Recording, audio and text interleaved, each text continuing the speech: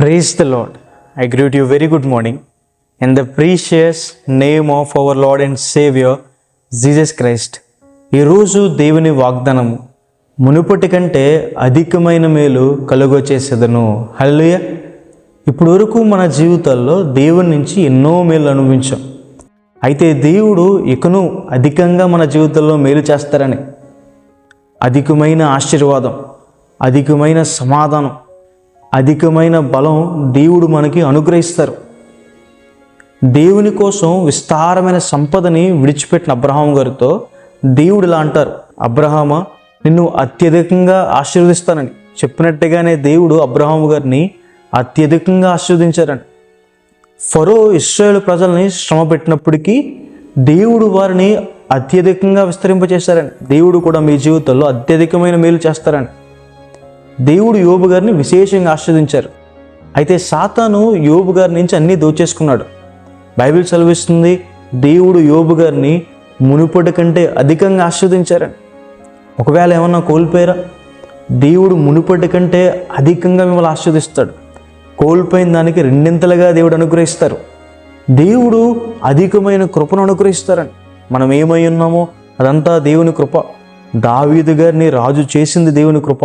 ఎస్తేరు గారు దేవుని దృష్టిలో దయ పొందారని.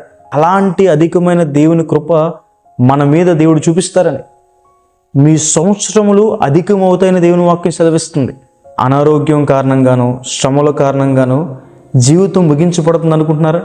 దేవుని వాక్యం సెలవిస్తుంది, దేవుడు మీ సంవత్సరాలు అధికం చేస్తారని, మీ పిల్లల్ని మీరు చూస్తారని. దేవుడు ఎప్పుడూ మన జీవితంలో మేలు చేసేవాడే, మంచి చేసేవాడే. మన జీవితాల్లో మేలు పొందుకోపడానికి కారణం మన పాపమే. మన హృదయాన్ని మనం సరిచేసుకుంటే, పవిత్రంగా జీవించినప్పుడు దేవుడు మన జీవితంలో మేలు చేస్తాడని. కొన్నిసార్లు మనం దాన్ని పక్కన పెట్టేసి వాస్తు బాగోలేదా, చేతి రాతలు బాగోలేదా అని చెప్పి ఇవన్నీ వెతుకుతూ ఉంటాం. ఒకసారి ఒక అతనికి తేలు కుడితే డాక్టర్ గారి దగ్గరికి వెళ్ళాడంట.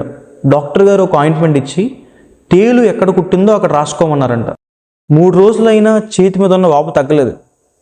చూపిస్తే డాక్టర్ గారు అడిగారు, నువ్వు అసలు ఆయింట్మెంట్ రాసావు బాబు అంటే ఆయన అన్నాడు, రాశాను సార్. ఎక్కడ రాసావు అని డాక్టర్ గారు అడిగితే అతను చెప్పాడంట, కొబ్బరి చెట్టు మొదల్లో రాశాను సార్ అన్నాడంట. అక్కడ కూర్చున్నప్పుడే తేలికుట్టింది సార్, అందుకే అక్కడ రాశాను అన్నాడంట. కొన్నిసార్లు మన జీవితాల్లో కూడా మార్చుకోవాల్సిన మనసు, మార్చుకోవాల్సిన బుద్ధి, అది మార్చుకుంటే, అక్కడ మనం సరిదిద్దుకుంటే దేవుడు మన జీవితాల్లో అధికమైన మేలు చేస్తారు. ఇంకా ఇంకా దేవుడు మిమ్మల్ని ఆశీర్వదిస్తారు. ఇంకా ఇంకా దేవుడు మిమ్మల్ని అభివృద్ధిపరుస్తారు. గిన్నె నిండి పొర్లేలా దేవుడు ఆశీర్వదిస్తాడు. ఈ వాగ్దానం విశ్వసించండి. ప్రార్థన చేసుకుందాం. సర్వశక్తి మంత్ర జీవం గల దేవేశ్య, ప్రభువా మీకు వేలాది వేలాది వందనాలేశ్య. ఈరోజు ఈ వాగ్దానం ద్వారా మాతో మాట్లాడినందుకు దేవా, ప్రభువా మీకు వందనాలు. ప్రియులు ఎంతమంది అయితే ఈ వాగ్దానం వీక్షించారో వారి జీవితంలో మేలు చేయండి. మీ సహాయాన్ని సహకారం అందించండి. అధికమైన మేలుతో వారిని తృప్తిపరచండి. వారికి మంచి ఆరోగ్యం దయచేయండి. మంచి ఆర్థిక పరిస్థితి దయచేయండి.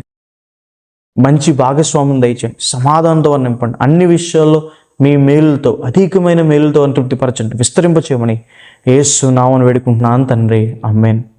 God bless you. God bless India.